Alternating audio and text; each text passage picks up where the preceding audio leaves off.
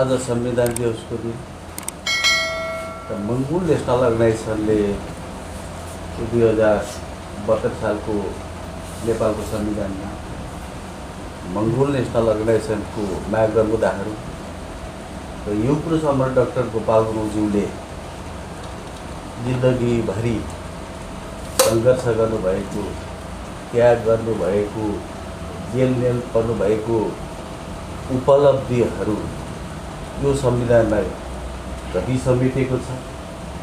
आंशिक मात्रै समेटेको छ कि पूर्ण रूपले समेटेको छ कि अब हामीले के गर्नुपर्ने यस विषयमा म तपाईहरुलाई ड्राफ्ट बनाएर देखाउन चाहन्छु।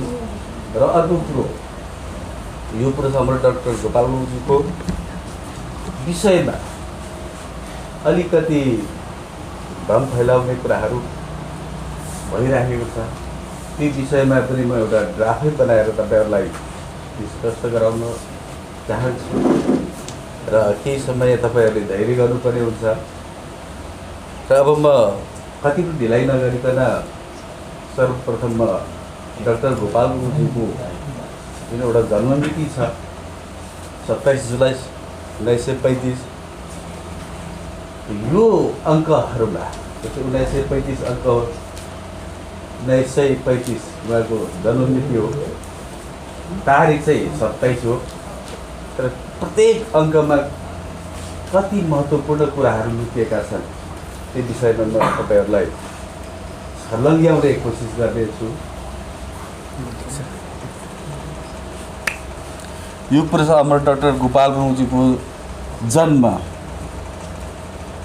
27 जुलाई 1935। अब कति महत्त्वपूर्ण छ एक वटा अङ्कहरू त्यो विषयमा म तपाईहरुलाई स्पष्ट गराउन गइरहेको छु। जस्तै 1935 लाई जस्ताको तस्तै लहरै हामीले राख्नु पर्ने हुन्छ। जस्तै 1935 यसलाई जोड्नु पर्ने हुन्छ। अब हामीले जोड्दाखेरि 5 3 8 9 8 17 18 5 23 23 को 3 हातमा आयो 2 र 3 5 अरु जस्ताको त्यस्तै 1953 भनेको युग पुरुष अमर डाक्टर गोपाल गुरुङज्यू नेपाल प्रवेश गर्नुभएको सम्बन्ध हो। 1935 भनेको 2009 भेट छ। 2009 विक्रम सम्बन्ध 2009 भेट छ र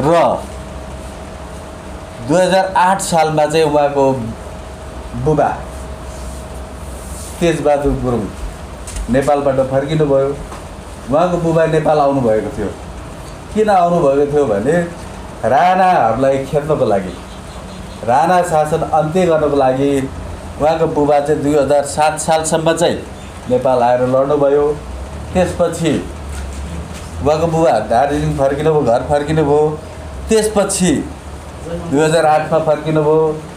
त्यसपछि 2009 मा युग पुरुष अमर डाक्टर गोपाल गुरुङ नेपाल आउनुभयो।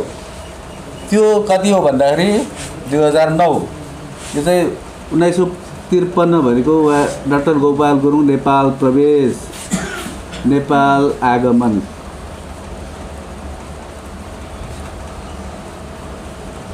नेपाल आउनुभएको यो सम्बन्ध पर्यो।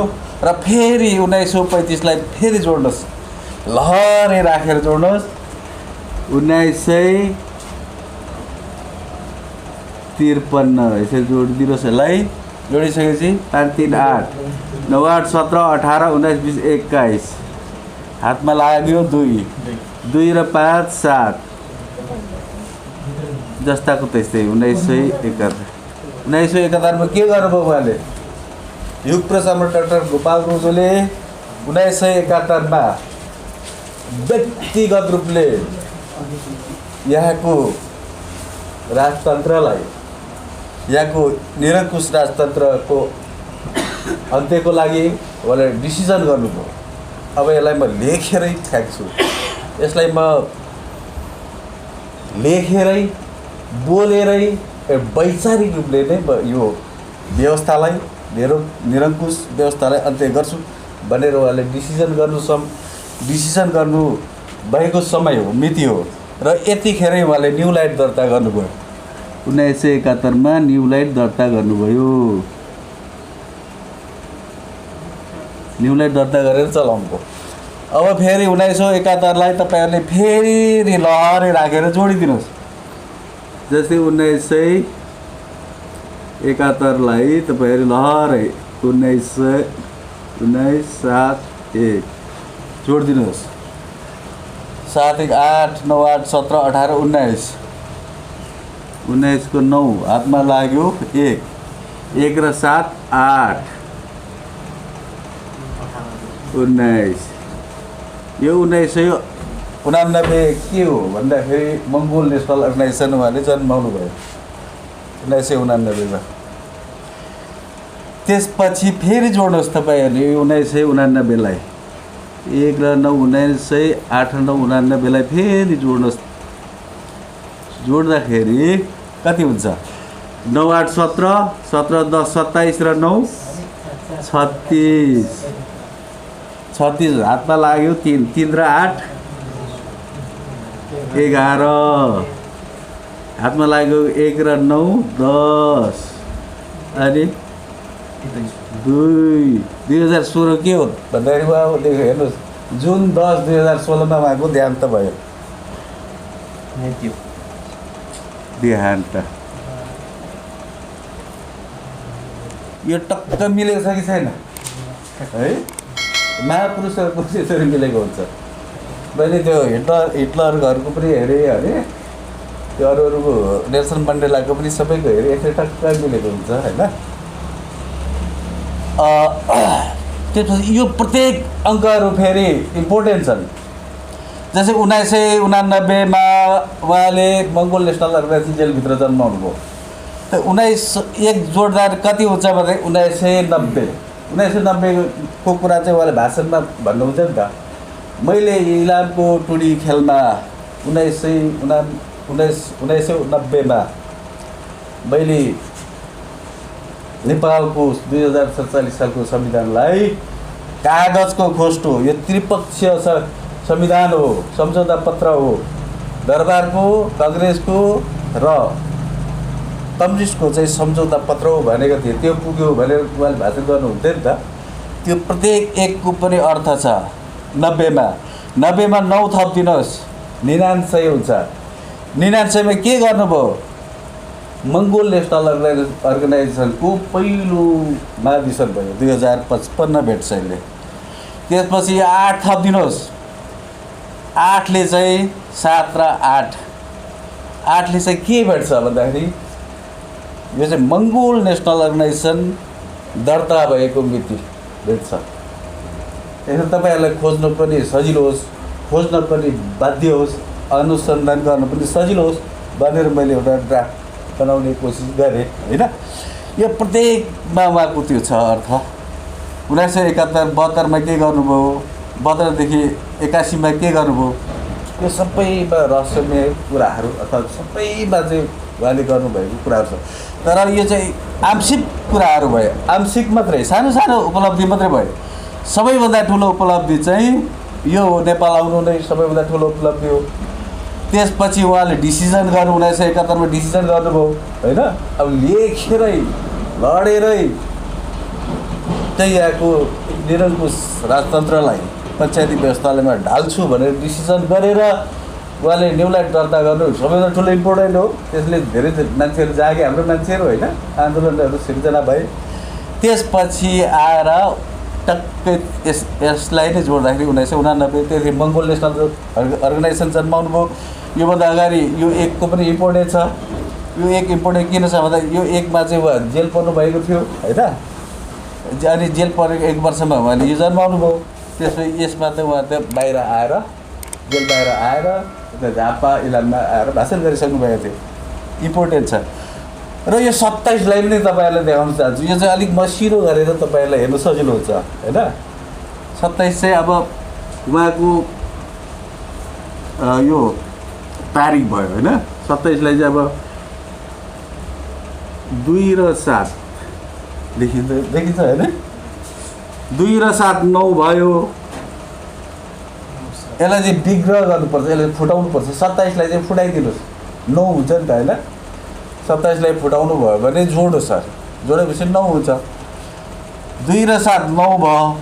फेरि 9 मा 9 थपिदिनुहोस्, कति भयो 18 भयो। फेरि 18 थपिदिनुहोस्, मुनि 27 भयो होइन। यहाँसम्म म बताउँछु तपाईँहरूलाई। उहाँ 9 वर्षदेखि स्कुल जान थाल्नुभयो। त्यसपछि 9 वर्षमा 9 क्लास पास गर्नुभयो। 9 क्लास पास गरिसकेपछि दार्जिलिङमा थिएन म्याट्रिक पास गर्ने, त्यहाँ बोर्ड थिएन, बोर्ड इक्जाम थिएन, कलकत्ता जानुपर्ने थियो। त उहाँसँग पैसा थिएन। किन थिएन भन्दा उहाँको बुबा चाहिँ इन्डियन आर्मी त्यागेर आइसक्नु भएको थियो, राजीनामा दिएर आइसक्नु भएको थियो, रिजाइन दिएर। त्यसपछि उहाँको बुवा चाहिँ यता नेपालमा राणा शासन खेद्नको लागि त्यो 7 सालको आन्दोलनमा आउनुभएको थियो। आएपछि उहाँसँग पैसा भएन, घर व्यवहार लथालिङ्ग भएपछि उहाँले गाउँ नजिक एउटा घुम्ती चिया कमान छ, त्यो फ्याक्ट्रीमा कलरक गर्नुभयो। कलरक गरिसकेपछि त्यहाँ उहाँको झगडा भयो। झगडा कोसँग भयो भन्दाखेरि त्यतिखेर गोराहरूले शासन गरिराखेका थिए। त्यो गोराहरूले छाडेर गइसकेका थिएनन् त्यो कम्पनीहरू।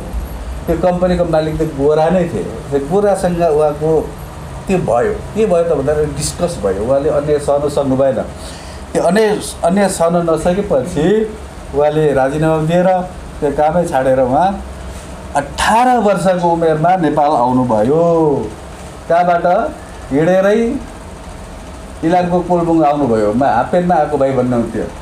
र त्यहाँ यसो गएर गाउँमा बुझ्दाखेरि त्यतिखेर हाफपेन्टको चलन कस्तो हाफपेन्टको चलन थियो भन्दाखेरि थागीको हाफपेन्ट, त्यो हल्दारहरूले लाउँछ नि, त्यस्तो हाफपेन्ट लगाएर आउनु भएको थियो उहाँ है। त्यसपछि 18लाई फेरि जोडी हामी 18 मुनि थपेर 27 वर्षमा उहाँले के गर्नुभयो त भन्दाखेरि न्यू लाइट चलाउनु सुरु गर्नुभयो।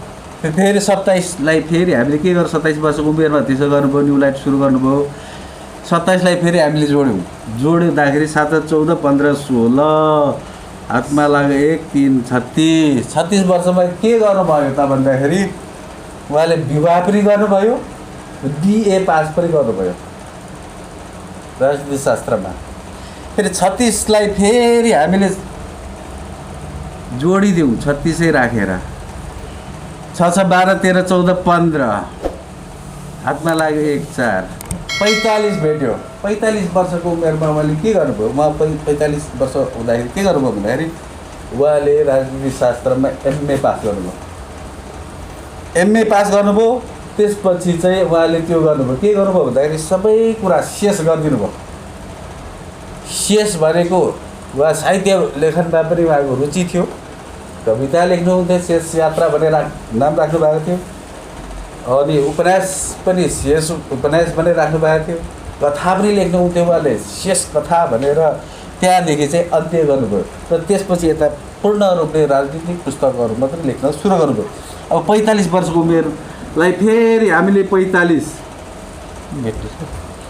याद देख्नुहुन्न, मैले यता राखेँ।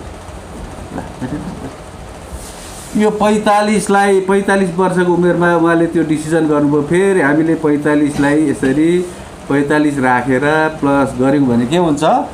5 10 4 14 5 10 4 14 54 वर्षको उमेरमा उहाँले के गर्नुभयो? जेलमुक्त हुनुभयो। त्यो एउटा त्यो पनि उपलब्धि हो। 53 सालमा चाहिँ 53 वर्षको उमेरमा जेल जानुभयो। 54 वर्षको उमेरमा उहाँ जेलमुक्त हुनुभयो। त्यो एउटा उपलब्धिहरू मात्रै आउँछ यसमा। त्यो 54लाई फेरि हामीले जोडिदिउँ, 5 र 4। अब यो आइडिया तपाईँहरूलाई आयो, तपाईँले त्यसै जोड्नुहोस्। 4 4 8 5 13 13मा 63 उमेरमा के गर्नुभयो? 63 वर्षको उहाँ हुँदाखेरि मङ्गोल नेसनल अर्गनाइजेसनको पहिलो राष्ट्रिय महाधिवेशन 2055 सालमा भयो। त्यो ठ्याक्क भेट्छ। 63 वर्ष हुँदाखेरि त्यसो गर्छ। अब 63लाई त फेरि हामीले 6 र 3 63, यो 63 लेख्नु पऱ्यो। यो 63 6 छ 12, हातमा लाग्यो 1 र 6 7 72 वर्षको उमेरमा 72 वर्ष उमेर उहाँको उमेर पुग्दाखेरि के भयो त भन्दाखेरि मङ्गोल नेसनल अर्गनाइजेसनले दर्ता पायो। ठ्याक्कमा 72 वर्ष हुनुहुन्थ्यो त्यतिखेर मङ्गोल नेसनल अर्गनाइजेसनले दर्ता पायो। अब यो 72लाई फेरि हामीले के गरौँ? जोडौँ। 7 र 2 72, 7 4 11 8, 81 वर्षमा उहाँ देहान्त। ठिक्क 81 वर्ष हुँदाखेरि उहाँको मृत्यु भयो। यो तारिखले पनि त्यो उहाँको एकदम प्रत्येक घटनाहरू होइन, उपलब्धिहरू सबै देखायो। त्यो तपाईँहरूलाई सजिलो भयो, सजिलो होस् भनेर मैले गरेको। 81 वर्षमा उहाँको देहान्त मृत्यु भयो।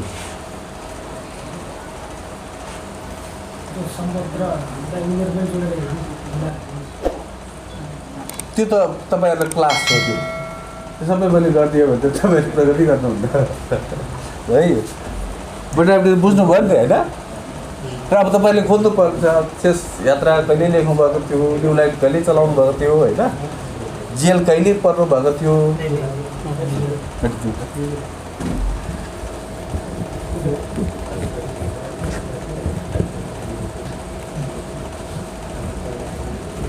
अब पुरो गरौँ संविधानको नि मैले के ड्राफ्ट बनाएर देखाउन चाहन्छु होइन। जस्तै संविधानमा के भनेको छ भने 2072 सालको संविधानले के भनेको छ भन्दाखेरि यो संविधानको प्रस्तावनाको 4वटा बुँदा बाहेक सबैजसो धारा र प्रस्तावना समेत, धारा उपधारा प्रस्तावना समेत संशोधन हुन सक्छन्।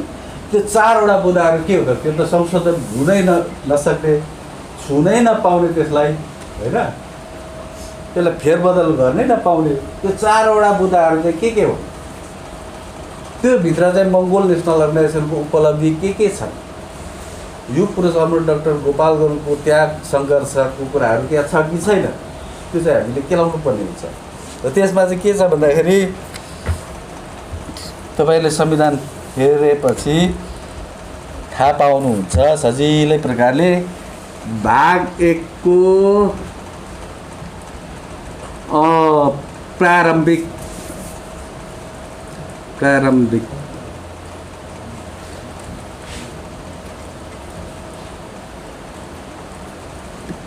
प्रारम्भिकमा यो एक बुँदा भयो।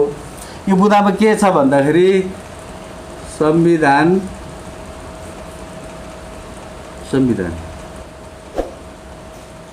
मूल कानुन भन्ने छ। मूल कानुन भन्ने छ र अर्को दोस्रो अरे यो बुँदा मात्रै टिप्छु, त्यसको व्याख्या चाहिँ पढेर सुनाउँछु म तपाईँहरूलाई।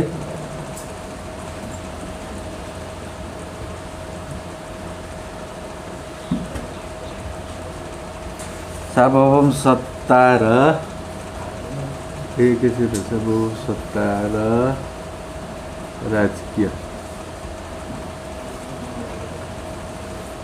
राजकीय सत्ता। अब 3 मा रह्यो नेपाल राज्य।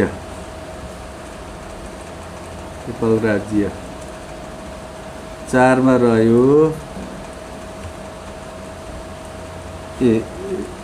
राष्ट्र। यो 4वटा कुरा चाहिँ मेट्न सक्दैन।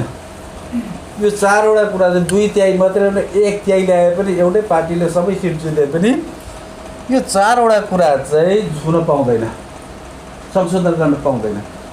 तर 4 देखि अनि 5 6 7 अरू के छन् त्यो चाहिँ सजिलो प्रकारले 2/3 बहुमतले पनि साधारण बहुमतले पनि त्यसलाई परिवर्तन गर्न सक्छ, संशोधन गर्न पाउँछ।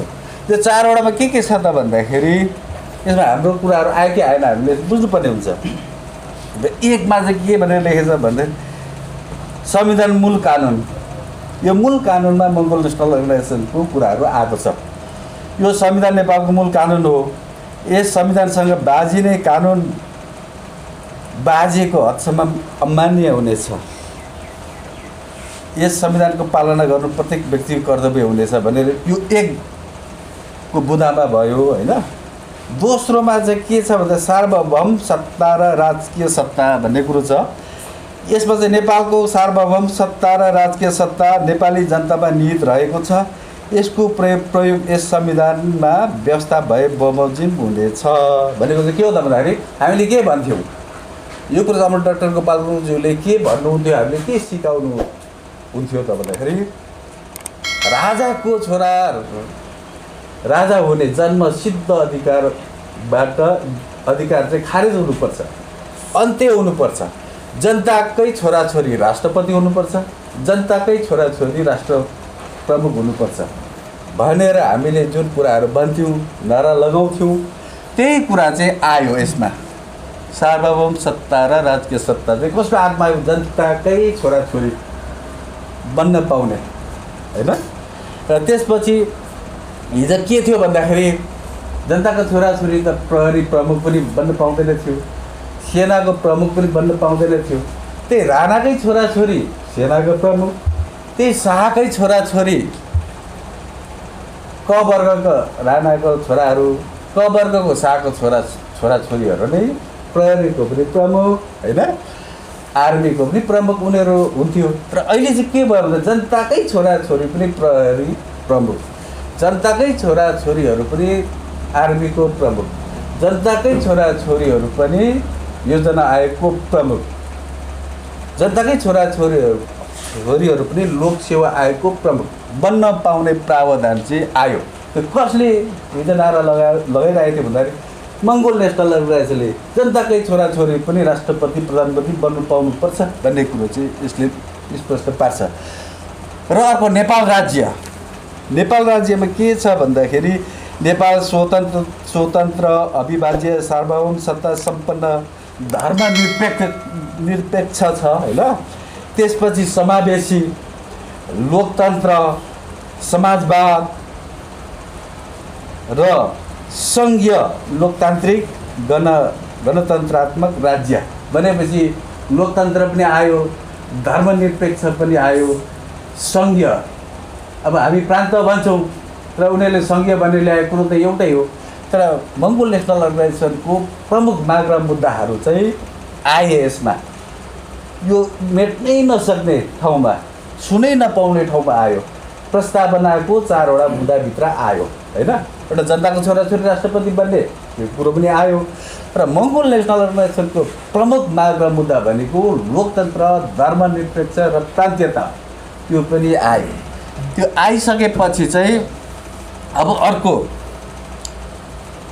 अर्को चौथोमा चाहिँ के छ भन्दाखेरि चौथोमा चाहिँ राष्ट्र भनेको चाहिँ अब सबै नेपाली जनता समष्टिमा राष्ट्र हो, सबै नेपाली जनता राष्ट्र हौँ भन्न पायो।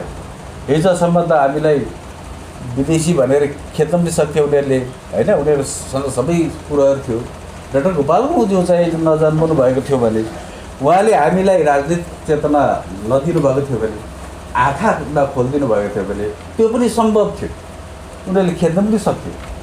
तर अब चाहिँ सबै नेपाली जनता चाहिँ नेपालको राष्ट्र है, राष्ट्र भनेको सम्पत्ति हो है भन्ने त्यो अधिकार पायो। त्यसकारण यो 4 वटा बुँदाहरू चाहिँ 2/3 1/3 जतिसुकै एउटै पार्टीले सबै सिट जिते पनि त्यो फेरबदल गर्न सक्दैन। फेरबदल गर्न नसक्ने भएपछि अब कसरी चाहिँ फेरबदल हुन्छ त? कसरी यो संविधान खारेज हुन्छ? कसरी यो संविधान 2072 को संविधान फेरि पुनर्लेखन हुन्छ? कसरी यो नेपालको संविधान 2072 चाहिँ कसरी चाहिँ यसको चाहिँ अन्त्य हुन्छ? यसको पनि विकल्पहरू छन्। त्यसको 3 वटा विकल्पहरू छ। 3 वटा विकल्पमा चाहिँ के छन् भन्दाखेरि एउटा विकल्प भनेको देशमा गृहयुद्ध हुनु पर्यो। देशमा गृहयुद्ध भइसकेपछि के हुन्छ त भन्दाखेरि सरकारले चाहिँ सङ्कटकाल घोषणा गरेर संविधान खारेज गर्न सक्छ, संविधानै खारेज गर्न सक्छ। यो प्रस्तावना मात्रै सक्दैन भन्ने कुरो र संविधान खारेज भएपछि सबै कुरो खारेज हुन्छ। र अर्को एउटा बाटो छ, अर्को एउटा बाटो भनेको देशव्यापी रूपमा चाहिँ राष्ट्रिय आन्दोलन गरेर त्यो आन्दोलनले बढाएर चाहिँ संविधान खारेज गर्न सक्छ। दुईवटा बाटो। र अर्को एउटा बाटो छ, त्यो बाटो भनेको चाहिँ यो देशले अर्को देशसँग युद्ध गर्यो भने युद्ध भइराखेको अवस्थामा चाहिँ यो संविधानले चाहिँ बाधा अड्चन गरिदियो। त्यसैले यो संविधानलाई खारेज गरेर भए पनि हामीले चाहिँ लडाइँ लड्नुपर्छ, लडाइँ जित्नुपर्छ भन्ने किसिमले पनि उसले त्यतिखेर सङ्कटकाल घोषणा गरेर संविधान खारेज गर्न सक्छ। अहिले के भइरहेछ, केमा कोसिस भइरहेछ भन्दाखेरि यो मङ्गोल नेसनल अर्गनाइजेसनको चाहिँ र यो कुरा अमर डाक्टर गोपाल गुरुङज्यूको ठुलो सपना, सबैभन्दा ठुलो सपना चाहिँ पुरा भइसकेको छ। पुरा भइसकेको कारणले यसलाई चाहिँ के गर्न खोजिरहेछ भन्दाखेरि यसलाई खारेज गर्न, यसलाई खत्तम गर्न र मङ्गोल नेसनल अर्गनाइजेसनको उपलब्धिलाई यो पुरुष अमर डाक्टर गोपाल गुरुङज्यूको त्याग र समर्पण गरेर जेल परेर ल्याउनु भएको उपलब्धिलाई चाहिँ त्यो खत्तम गर्नको लागि चाहिँ एक खालको अहिले षड्यन्त्र भइरहेछ। त्यो षड्यन्त्र भनेको देशमा एक प्रकारले गृहयुद्ध मचाउनु खोजिरहेछ, अर्को किसिमले चाहिँ देशमा चाहिँ के गर्न खोजिरहेछ भन्दाखेरि राष्ट्रिय व्यापी रूपमा कुनै न कुनै कुरालाई इस्यु बनाएर चाहिँ राष्ट्रिय आन्दोलन गरेर चाहिँ यो चाहिँ यो संविधान खारेज गर्नलाई खोजिरहेछ। त्यहाँदेखि अब हामीले के गर्ने त्यसमा भन्दाखेरि हाम्रो सबैभन्दा ठुलो माग र मुद्दाहरू चाहिँ यो संविधानमा आइसकेको छ। यो त अङ्ग्रेजीमा पनि गइसकेको छ, नेपालीमा पनि हामीले पनि ढाँटेको त होइन नि त। र अङ्ग्रेजीमा पनि विश्वभरि गइसकेको छ। गइसकेको कारणले उनीहरूले यसलाई फेरबदल गर्न, कुन फेरबदल गर्न मिल्छ बहुमतले, दुईटै बहुमतले, कुन कुरो सक्दैन भन्ने कुरो संसारलाई थाहा भइसकेको कुरो। यो त अन्तर्राष्ट्रियकरण भइसकेको कुरो हो। यस कारणले यसको बाटो भनेको चाहिँ यो तीनवटा बाटो छ होइन। र गृहयुद्ध हुनु पऱ्यो, एउटा देशव्यापी रूपमा राष्ट्रिय आन्दोलन हुनु पऱ्यो, कि यो देशले अर्को देशसँग लडाइँ हुँदाखेरि खारेज हुने कुरो हो। यसमा अब हामीले मङ्गोल नेसनल अर्गनाइजेसनले चाहिँ हाम्रो डाक्टर गोपाल गुरुङज्यूले जति लड्नुभयो र हाम्रो मान्छेले जति बुझे, हाम्रो मान्छेहरूको चेतनामा जति घुस्यो त्यसको उपलब्धि हो। जति आउनुपर्ने थियो परिणाम, जति आउनुपर्ने थियो, जति हामीले पाउनु पर्ने थियो त्यति मात्रै आयो। त्योभन्दा हामीले धेरै खोज्नु भनेको त एक्सिडेन्ट हुनु। अब हामीले यसैमा टेकेर यही संविधानमा टेकेर अरू कुराहरू खोज्नुपर्ने हुन्छ। The political power is the master key of all locks भन्छ नि त होइन। अब राजनीतिक सत्ता पुगिसकेपछि अरू सामान्य कुराहरू झन्डा फेर्ने कुराहरू, राष्ट्रिय जनावर गाई फेर्ने कुराहरू, राष्ट्रिय चरा ढाफे फेर्ने कुराहरू, सिम्रिक र त्यो गुराँस फेर्ने कुराहरू, पोसाक फेर्ने कुराहरू भनेको चाहिँ तपसिलका कुराहरू, त्यो साना साना हाँगाबिगाहरू मात्रै हो। त्यो माथि पावरमा पुगेपछि र यो कुराहरू चाहिँ हामी माग र मुद्दाको रूपमा राखिराखेका हुन्छौँ। सरकारलाई पनि त्यही कुरा राख्छौँ र हाम्रो मान्छेहरूलाई पनि यही कुराहरू हामीले सुनाइराखेका हुन्छौँ। त्यसपछि नै भोलि एउटा छलफलै गर्नुपर्ने हुन्छ र निर्णय गरेर नै यो कुरा फ्याँक्नुपर्ने हुन्छ। यस कारण हामीले अहिले चाहिँ अब होइन यो संविधानको विरोध गरौँ, यो संविधानलाई खारेज गरौँ, यो संविधानलाई पुनर्लेखन गरौँ भन्यौँ भने हामीले त्यो बाटोमा गयौँ भने चाहिँ लु फेरि जिरोबाट सुरु गरौँ है। जस्तै हाम्रो अधिकार त आधा आइसकेको छ नि त, आधा मात्रै बाँकी छ नि त आधा पाइसकेपछि आधामा टेकेर माथि जानु सजिलो कि फेरि जिरोबाट जानु चाहिँ सजिलो? बुद्धिमत्तापूर्वक कुरो त आधाबाटै टेकेर जानु राम्रो होइन नि, हो नि त होइन र? जिरोबाट फेरि फर्केर जिरोबाट सुरु गरेपछि के हो के गर्ने होइन र? यस कारण त्यो आधा उपलब्धि पाइसकेका छौँ, त्यसैमा टेकेर 10 कक्षा पास गरिसकेका छौँ। अब 10बाटै हामीले के गर्ने भन्दाखेरि 11 सुरु गर्दै होइन।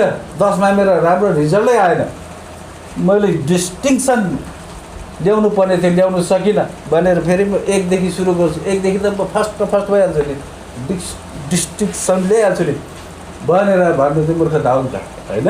त 10बाटै हामीले फेरि 11, 12 गर्दै जानु चाहिँ एउटा चाहिँ बुद्धिमत्तापूर्वक कुरो हो। यसकारण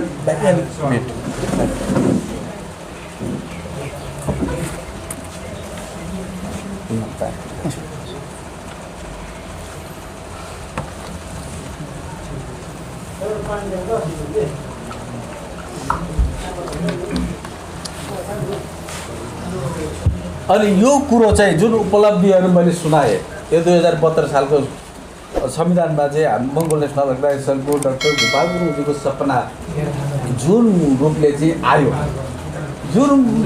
आयो, सही रूपले नआए पनि आउनु त आयो।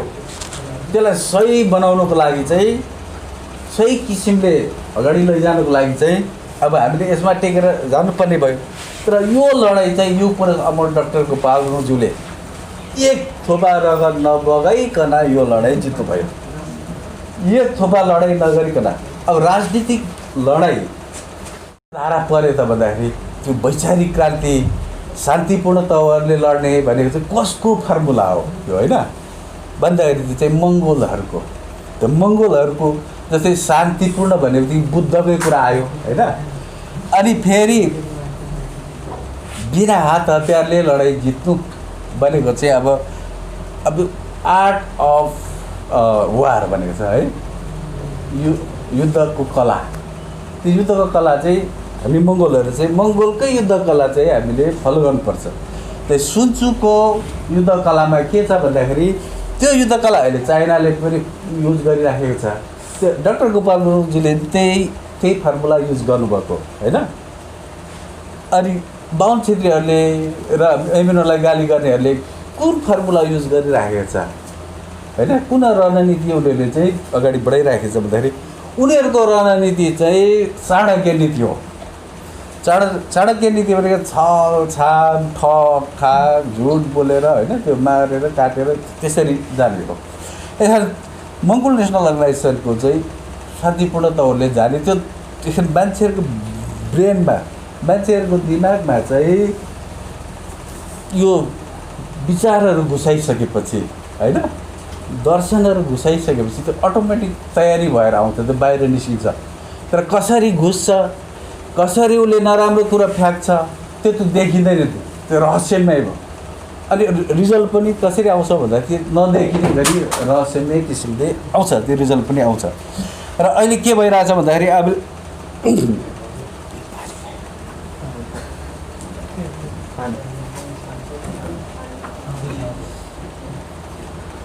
र अर्को तपाईँहरूलाई फेरि अहिलेको के भइरहेछ भन्दाखेरि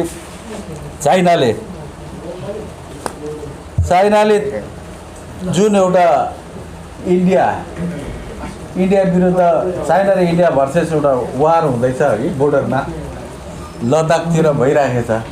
त्यसमा के गर्दैछन् त भन्दाखेरि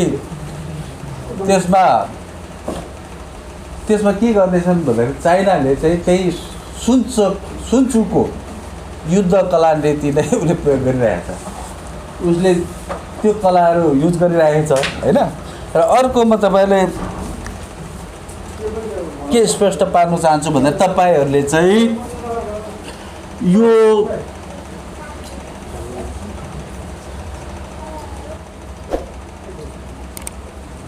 यसलाई चाहिँ के भनिन्छ?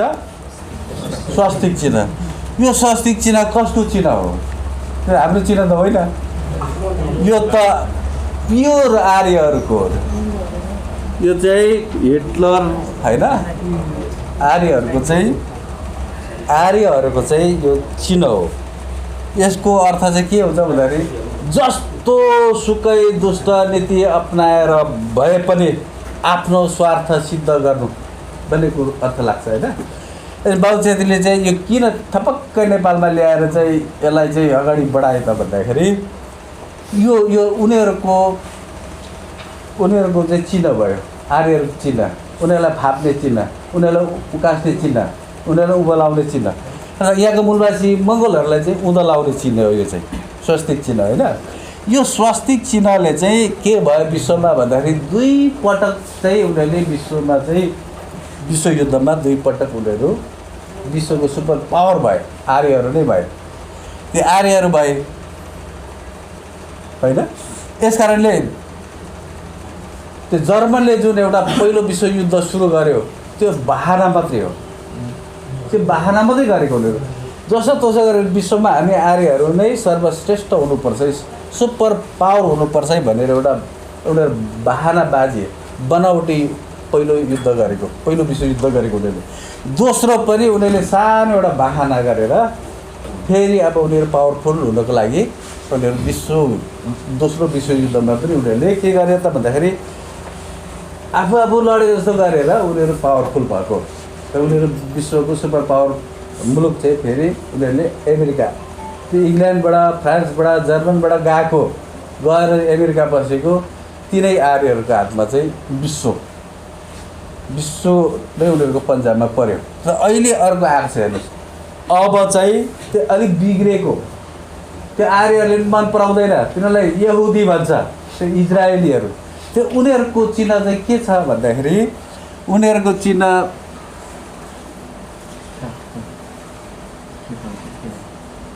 यसलाई के चिन्ह भनिन्छ?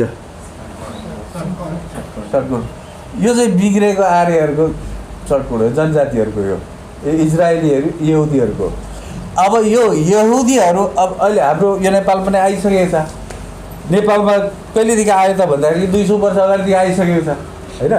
कसरी आयो भन्दा तपाईँको सर्टिफिकेटमा हेर्नुहोस् त, त्यही देख्नुहुन्छ तपाईँले होइन।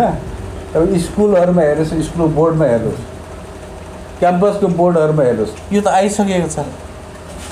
यो किन आयो त भन्दाखेरि यसको अब यसले चाहिँ विश्व फेरि यहुदीहरूले चाहिँ अब विश्व हाक्न खोजिरहेको छ, विश्वको सुपर पावर कन्ट्री इजरायल बन्नलाई खोजिरहेको छ। अब यिनीहरू यो आर्यहरू, प्योर आर्यहरू के भयो भन्दाखेरि अब फ्लप खाए। अब चाहिँ हामी दोस्रो दर्जाको आर्यहरूले शासन गर्नुपर्छ भनेर त्यो गरिरहेछ होइन। त यो चाहिँ यहुदीको झन्डा हेर्नुभयो भने, इजरायलको झन्डा हेर्नुभयो भने सेतो कपडामा चाहिँ यो चिन्ह पाउनुहुन्छ। सेतो कपडा गरेको त्यो आर्य भए होइन, व्हाइट आर्य भए। अनि बिचमा चाहिँ यो पाउनुहुन्छ। यो किन ल्यायो नेपाल र इन्डियामा भन्दाखेरि अब यसको पालो आयो, अब यसले चाहिँ विश्व हाक्नुपर्छ भन्ने कुरो उनीहरूको होइन। र यो अब यसले यो पावरमा आउनुको लागि के गर्दैछ भन्दाखेरि यसले भारतमा पनि यसले त्यहाँको आरएसएसलाई, त्यहाँको हिन्दूवादीलाई, त्यो मोदीलाई जिताउने काम गर्यो। मोदीलाई जिताउने बित्तिकै के गरे त भन्दाखेरि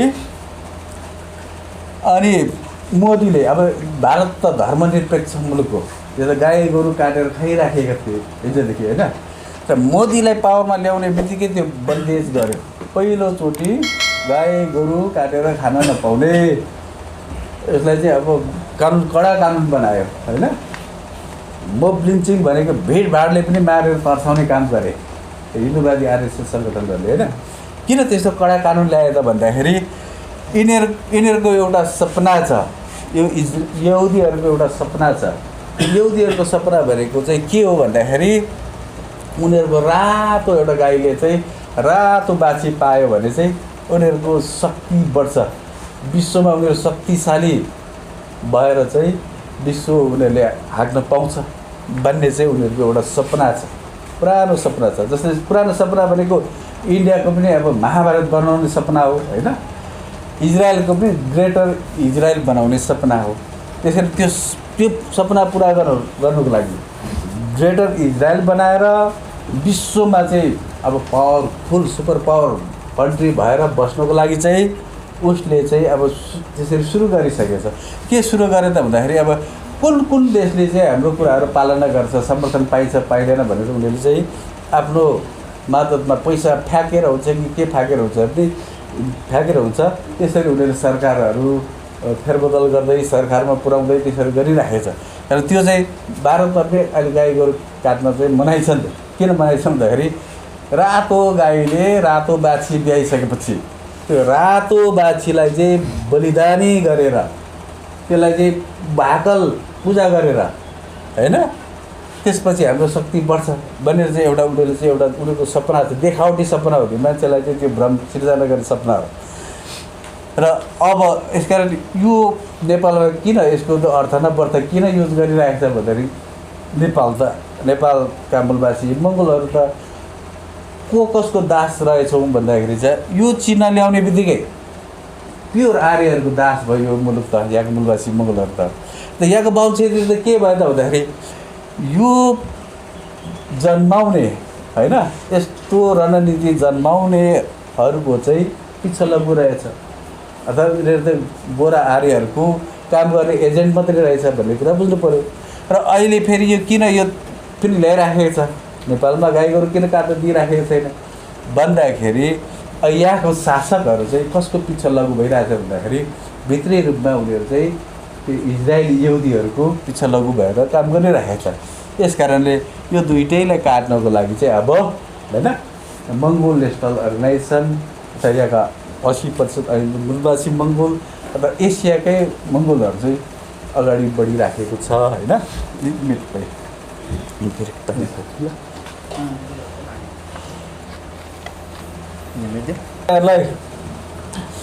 एउटा इम्पोर्टेन्ट कुरो हो, बारम्बार मैले 1 वर्षदेखि एउटा यो अभ्यास गराइराखेको छु, तपाईँहरूलाई भनिराखेको छु है। अब मैले बारम्बार के भन्ने गर्छु भन्दाखेरि नेगेटिभ होइन, हामी पोजिटिभतिर चाहिँ हामीले चाहिँ ध्यान दिनुपर्ने हुन्छ। पोजिटिभ मान्छेहरू खोज्नुपर्छ, नेगेटिभ मान्छेहरूसँग सङ्गत गर्नुभयो भने त्यो सबै कुरो तलै नेगेटिभ भएर खत्तम भएर जान्छ हैन। मैले भने फेसबुक भए,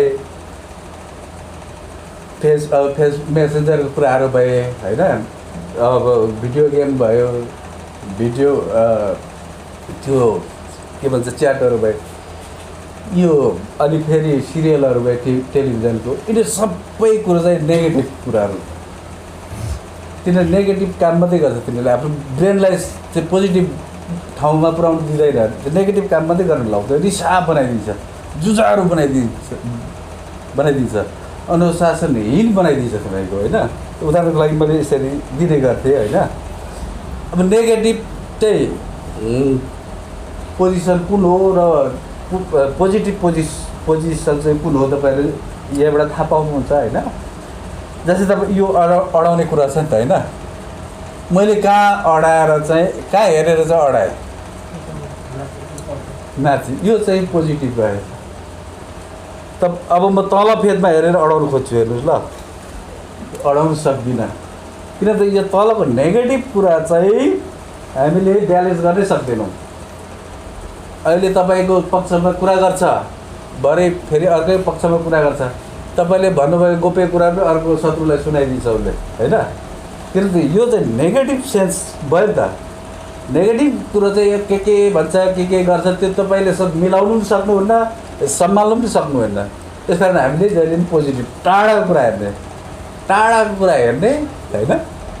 टाढाको कुरा हेरिसकेपछि नजिकमा के भइरहेको त्यसले डिस्टर्ब गर्दैन।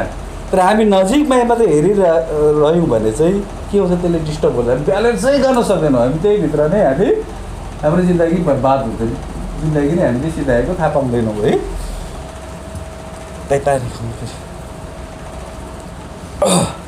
मानिसको जिन्दगीमा हैन राजनीति नै होस् अर्थात् मान्छेको जीवन होस् हैन, सबैको जिन्दगीमा एकपल्ट त्यस्तो मोड आउँछ, उकालो ओह्रालोको त्यो मोड आउँछ। जस्तै हाम्रो इसिजीको रिपोर्ट देख्नुहुन्छ नि तपाईँहरूले, इसिजीको रिपोर्ट कस्तो आउँछ भन्दाखेरि यस्तो साप कुदे जस्तो आउँछ नि होइन र, सिधा त आउँदैन। त्यो सिधा आयो भने के हुँदो रहेछ भन्दा सिधा आउँदा त मरेको बेला मात्रै आउँदो रहेछ। इसिजीको रिपोर्ट तपाईँहरूले सिधा आएको देख्नुभयो भने त्यो चाहिँ मान्छेको मृत्यु हुँदा चाहिँ त्यसरी आउँछ। तर तपाईँ मान्छे जीवित हुन्जेलसम्म, सङ्गठन जीवित हुन्जेलसम्म, पार्टी जीवित हुन्जेलसम्म चाहिँ चल्ने भनेको यस्तै हो, इसिजीको रिपोर्ट अनुसार चल्छ हैन। उकालो ओह्रालो भएर चल्छ। यस कारणले एउटा मान्छेको स्वभाव नेचर हुन्छ नि, मेट्नु भयो, नेचर पनि 3 प्रकारको हुन्छ। त्यो चाहिँ असाध्यै मन परेर मैले फेरि तपाईँहरूलाई यहाँ चाहिँ अस्ति मुखले मात्रै भने अहिले चाहिँ म ड्राफै बनाएर बताउनु गइराखेको छु होइन।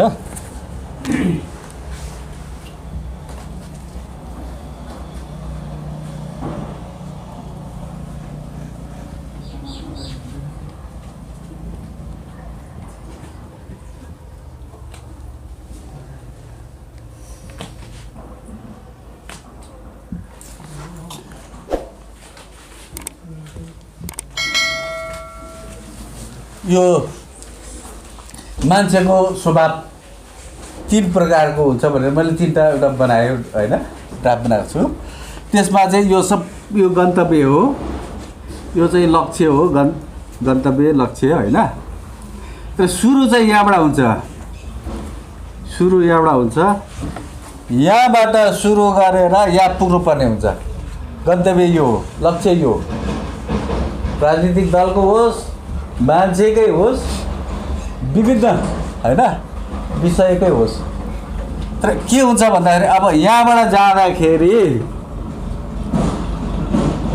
यहाँबाट त अब पुग्छु त्यो लक्ष्यमा भनेर होइन आँट र साहस गरेर तयारी भएर गइन्छ नि त। तयारी भएर जाँदाखेरि चाहिँ के हुन्छ भन्दाखेरि यो बिचमा पुगेर चाहिँ फेरि विभिन्न डिस्टर्बहरू हुन्छ होइन। घर झगडा होला, गाउँमा झगडा होला, साथीभाइले साथ नदेला होइन, साथीभाइले धोका देला, हो त्यतिखेर ला हो मेरो भनेको कुरा त यहाँ लागु भएन, नहुने रहेछ क्या हो भनेर हो त्यतिखेर फेरि एकपल्ट उसले चाहिँ हरेस खाएको हुन्छ। हरेस खाइसकेपछि होइन मैले त निकै माथि पुगिसकेको मान्छे, अब फेरि जोइन्ट गरेर चाहिँ अगाडि बढ्छु भनेर फेरि मनसाय चाहिँ फेरि होइन तयारी गरेर अगाडि बढ्छ। अगाडि बढिसकेपछि फेरि निकै माथि पुग्छ। निकै माथि पुगेपछि त्यस्तै फेरि विघ्न बाधा कठिनाइहरू आइदिन्छ होइन। आर्थिक कुराहरू भए, जमिनको कुराहरू भए, हरेक मुद्दा मामलाको कुराहरू त्यसले फेरि डिस्टर्ब गर्छ। होइन बर्बाद भयो, अब नसकिने रहेछ भनेर उसले फेरि हरेस खाएर छोड्न खोज्छ। त्यसपछि अन्तिममा फेरि उसले साधन स्रोतहरू शक्ति फेरि जुटाएर चाहिँ आँट गरिसकेपछि चाहिँ तपाईँको लक्ष्यमा पुग्छ। मरितरी 10 दुनालाई गाली गरेर हुन्छ कि शराब दिएर हुन्छ, यसले धोका दिएर नि, यसले मलाई साथमा दिएर नि, यसले मेरो त्यो ऋण नतिर्दिएर नि भने अनेक गाली गलत गरेर पनि लड्दै पर्दै भयो भने एउटा स्वभाव भएको मान्छेले पुग्छ गन्तव्यमा। र एउटा दोस्रो स्वभावको मान्छे चाहिँ के हुन्छ भन्दाखेरि ऊ चाहिँ सिधै जान्छ। गइसकेपछि उसले भनेको कुराहरू त्यहाँ सुनवाई हुँदैन, उसले भनेको कुराहरू लागु हुँदैन। अनि उसको विचारहरू त्यहाँ लाग्न नपाएपछि त त्यो बेकारमा लागेछ नहुने रहेछ भनेर ऊ तल अर्कै सुरु गर्छ। फेरि उसले अब अर्कैमा सुरु गर्नु पऱ्यो, अर्कै व्यवसाय, अर्कै पार्टीमा जोइन गर्नु पऱ्यो, अर्कै पेसामा जानु पऱ्यो भनेर उसले त्यस्तो गर्छ। त्यसो गरेपछि अनि त्यसमा धोका हुन्छ, त्यसमा पनि प्रगति त हुँदैन। प्रगति नभएपछि फेरि उसले चाहिँ सुरु गर्छ, फेरि जोइन भएर अगाडि बढ्छ होइन, लक्ष्यमा पुग्छु भनेर हिँडेको हुन्छ। अनि पछि फेरि नहुने रहेछ भनेर फेरि हरेस खाएर तल झर्छ। फेरि तल झरिसकेपछि अनि अब त अन्तिममा चाहिँ अन्तिम पटकको ट्राई गर्छु, यसचोटि ट्राई गरेँ नि त इतिहासै बनाउँछु, होइन भने म खत्तमै हुन्छु भनेर फेरि उसले ट्राई गर्छ। ट्राई गरेपछि त्यतिखेर पनि उसलाई हुँदैन, किनभने उसले त अगाडि नै त्यो उसले मन मारिसकेको हुन्छ। त्यतिखेर ऊ चाहिँ उसको जिन्दगी त्यसरी छिदिन्छ। र अर्कोको चाहिँ एउटा हुन्छ, अर्को चाहिँ यस्तो हुन्छ, जो सुकैको होस् राजनीतिक दल मान्छे सबैको जीवनमा एकपल्ट डर लाग्दो त्यो आउँछ, चुनौतीपूर्ण त्यो घडी आउँछ, त्यो परीक्षण लिन्छ। त्यो परीक्षणमा चाहिँ ऊ फर्किन बाध्य हुन्छ, अथवा उसले चाहिँ त्यसमा विश्राम गर्नै पर्ने हुन्छ। उसले चाहिँ त्यहाँ पर्खेर चाहिँ अब साधन स्रोतहरू जुटाएर चाहिँ त्यतिखेर साधन स्रोत जुटाउनको लागि, शक्ति सञ्चय गर्नको लागि उसले त्यसो गरेको हुन्छ होइन। त्यसपछि चाहिँ ऊ चाहिँ सिधै पुग्छ गन्तव्यमा। अनि यसको उदाहरण चाहिँ म अब फेरि तपाईँहरूलाई म के भन्न चाहन्छु भन्दाखेरि, कसरी स्पष्ट पार्न चाहन्छु भन्दाखेरि, चिल चाहिँ पन्छीहरूको बादशाह हो। चिल पन्छीहरूको बादशाह हो। चिलको जिन्दगीमा पनि बिचमा एकपल्ट त्यस्तो मोड आइदिन्छ। कस्तो मोड आइदिन्छ भन्दाखेरि चिलको आयु चाहिँ 70 वर्ष हो, 70 वर्ष आयु हो। तर चिल 40 वर्ष पुग्दा नपुग्दै चिलको सामने दुईवटा बाटो आइदिन्छ। दुईवटा बाटो भनेको किन दुईवटा बाटो आइदिन्छ, उसलाई किन त्यस्तो आपद विपद सङ्कट पर्छ 40 वर्ष पुग्दा नपुग्दै भन्दाखेरि चिलको पखेटाहरू प्वाक चाहिँ भारी भएर चाहिँ ऊ उड्न नसक्ने हुन्छ। उसको चुच्चो पनि लामो भएर मठारेर उसले खाना नै खान नसक्ने, सिकारै गर्न नसक्ने हुन्छ। र उसको पन्जाको जुन नङ्ग्राहरू छ त्यो पनि लामो लामो भएर चाहिँ यसरी मठारिसकेको हुन्छ। उसले चाहिँ पङ्खाले, उसको प्वाखले पनि पखेटाले पनि उड्न नसक्ने र उसको त्यो पन्जा नङ्ग्राले पनि यसरी शिकार गर्न नसक्ने भएपछि त्यो कतिखेर हुन्छ त 40 वर्ष पुग्दा नपुग्दै त्यो आउँछ उसको अगाडि, त्यस्तो चुनौती सङ्कट आइदिन्छ। हौ त्यतिखेर चाहिँ उसले चाहिँ उसको अगाडि दुईवटा बाटो देखा पर्छ। त्यो दुईवटा बाटो देखा परिसकेपछि एउटा बाटो चाहिँ अझै 40 वर्षको अझै 30 वर्ष छ बाँकी, 30 वर्षसम्म अझै म पन्छीहरूको बादशाह भएर बाँच्न सक्छु होइन। त्यसको लागि मैले ठुलो डिसिजन लिनुपर्ने भयो, ठुलो चोलै फेर्नु पऱ्यो मैले होइन। र अर्को बाटो चाहिँ सजिलो छ। अर्को बाटो के छ सजिलो छ भन्दाखेरि अब म अर्काको भरमा, अर्काको सहारामा गिद्ध जस्तै होइन सिनो खाएर, अरूले दिएको जुठो खाएर, अरूले दिएको सिनो खाएर पनि बाँच्नु पर्ने हुन्छ होइन। पर्ने भयो भनेर चाहिँ उसको अगाडि दुईवटा बाटो देखा पर्छ। दुईवटा बाटो देखा परिसकेपछि उसले चिलले चाहिँ आफ्नो होइन, हामी मङ्गोल भन्छौँ नि, हाम्रो मङ्गोलको खुन्छ, हामी वीर गोर्खालीको सन्तान हो भन्छौँ नि हामी होइन। त्यो त हामीमा आउनु पऱ्यो नि त होइन। त्यो चिलमा पनि म त पन्छीहरूको बादशाह हुँ, तर मैले चिलै भएर बाँच्नुपर्छ, मैले गिद्ध भएर सिनो खाएर अर्काले शिकार गरेर खाएर म बाँच्ने त्यो होइन, त्यसको सन्तान होइन म बादशाहको सन्तान हो, पन्छीहरूको बादशाहको सन्तान हो भनेर चाहिँ उसले चाहिँ दुईवटा बाटो आइदिइसकेपछि, दुईवटा बाटो भनेको यो हो। यतिखेर के गरौँ अब, यस्तो चुनौतीपूर्ण छ, कठिन छ होइन। त्यतिखेर उसले डिसिजन लिन्छ, म फेरि चिलै भएर बाँच्छु, बादशाह भएर पन्छीहरूको बादशाह भएर बाँच्छु भनेर उसले डिसिजन गर्छ। त्यो डिसिजन गरिसकेपछि ऊ चाहिँ कति 150 दिनको लागि चाहिँ ऊ चाहिँ पहाडमा जान्छ। पहाडमा जान्छ, पहाड चट्टानै चट्टान भएको पहाडमा जान्छ। पहाडको चट्टानमा गएर चाहिँ उसले के गर्छ, पहिलोचोटि उसले गुड बनाउँछ। त्यहाँ नजिकैको रूपमा गएर उसले गुड बनाउँछ। त्यो गुड बनाइसकेपछि उसले के गर्छ भन्दा पहिलोचोटि चाहिँ उसले आफूले यो स्वाप, यो चुचो नै उसले चाहिँ तोड्छ। त्यसै ढुङ्गामा उसले यसलाई हिर्काउँछ, उसले रगतामै हुन्छ, हिर्काउँछ हिर्काइसकेपछि उसको भाँचिन्छ, चुचो भाँचिन्छ। भाँचिसकेपछि रगतामै हुन्छ। रगतामै भइसकेपछि ऊ यो नपलाउँदैसम्म चुप्प लागेर बस्छ। पलाइसकेपछि चाहिँ अनि फेरि उसले के गर्छ भन्दाखेरि उसले नङ्ग्राहरू तोड्न थाल्छ। त्यो नङ्ग्रा चाहिँ उसले त्यसरी नै भाँचेर हिर्काएर भाँच्छ होइन, चुचोले पनि भाँच्छ। त्यसरी पत्थरमा उसले हिर्काउँछ, हिर्काएर चाहिँ उसले चाहिँ त्यो सबै नङ्ग्राहरू चाहिँ उसले तोडिदिन्छ। तोडिसकेपछि अनि उसले फेरि पर्खिन्छ नपलाउँदैसम्म। अनि उसको यो चुचो पनि पलाइसकेपछि, नङ्ग्रा पनि पलाइसकेपछि मात्रै उसले आफ्नो पखेटाको प्वाक चाहिँ एक एक गरेर सबै फ्याँक्छ।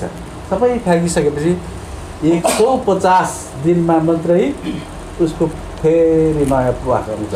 अनि फेरि नयाँ प्वाक लिएर, नयाँ चुचो लिएर, नयाँ पन्जा लिएर फेरि ऊ चाहिँ माथिबाट तल सबै पन्छीहरूको बादशाह भएर बाँच्छ।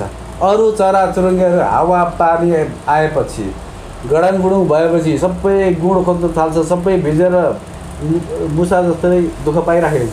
तर चिल चाहिँ के गर्छ, हावा पानी आउँदाखेरि, गडाङगुडुङ हुँदाखेरि त्यो बादलभन्दा माथि गएर चाहिँ ऊ चाहिँ आरामले चाहिँ उसले चाहिँ हेरिराखेको हुन्छ।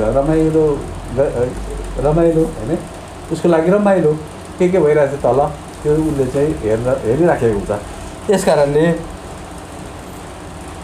हामी सबैको जीवनमा, जिन्दगीमा आउँछ यो 3 प्रकारको मान्छेको स्वभाव हुन्छ। हेर्नुहोस्, एक प्रकारको पनि राम्रै हो, जसो तसो घुँडा टेकेर भए पनि गन्तव्यमा त पुग्छ नै पुग्छ। एक खालको त निकै टाठौँ बाठौँ भन्छ होइन, माथि गएर ब्लाङ्गै लड्छ, फेरि होइन यसले भएन भन्छ, फेरि माथि गर्छ, फेरि लड्छ, फेरि गर्छ, अन्तिममा लडेको त्यो सिकिन्छ।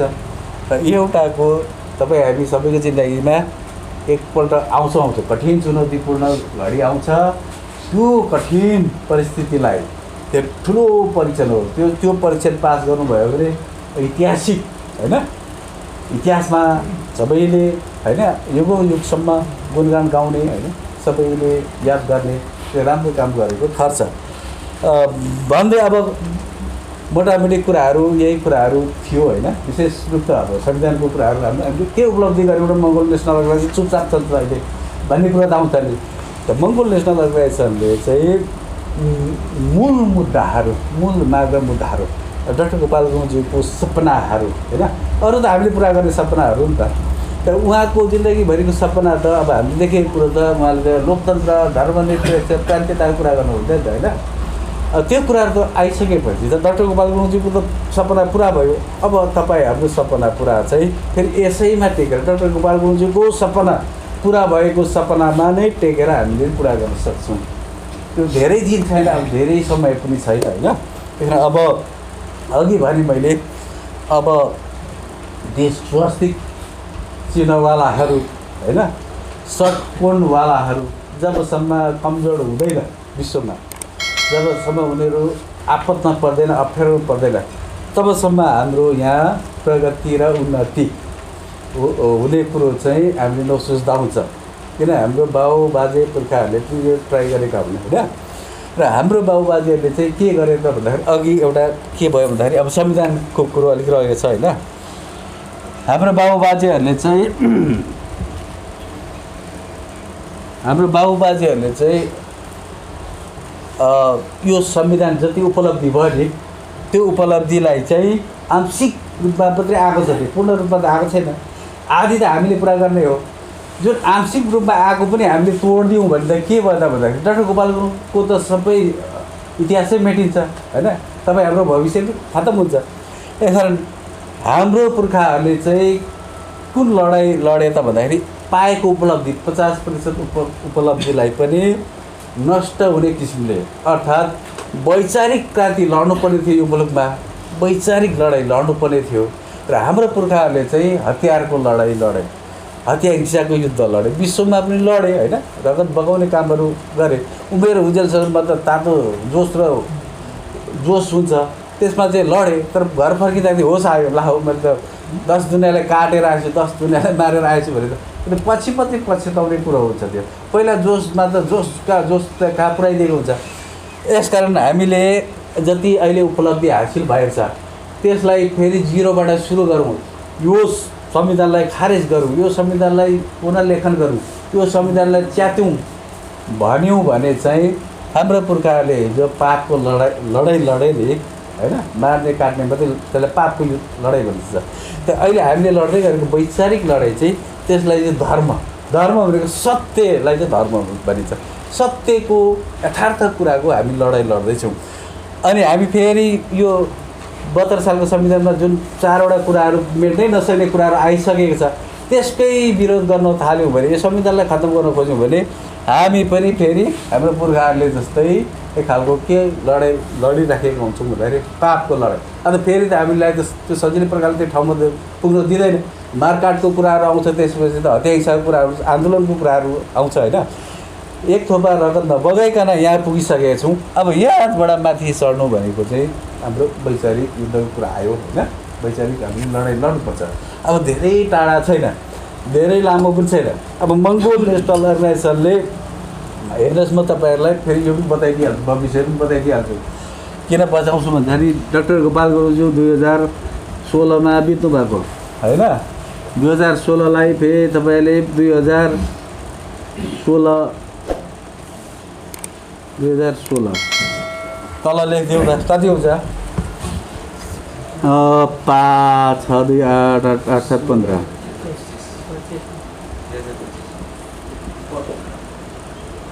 2025मा मङ्गोल नेसनल अर्गनाइजेसनले फल खाने समय हो। मङ्गोल नेसनल अर्गनाइजेसनले अब त्यो फल धेरै लामो कुर्नु पर्दैन। यसकारण मङ्गोल नेसनल अर्गनाइजेसनको अगाडि अहिले धेरै ठुला चुनौती आउनुको कारण के हुँदा त्यसपछिको समय भनेको फल खाने समय हुन्छ। पहिला नराम्रो आउँछ, अहिले तपाईँ हामीलाई धेरै आरोप आउँछ, धेरै खिसीटुरी गर्छन्, धेरै एप्सन बाटो ढुकेर हिर्काउँछ पनि अहिले होइन।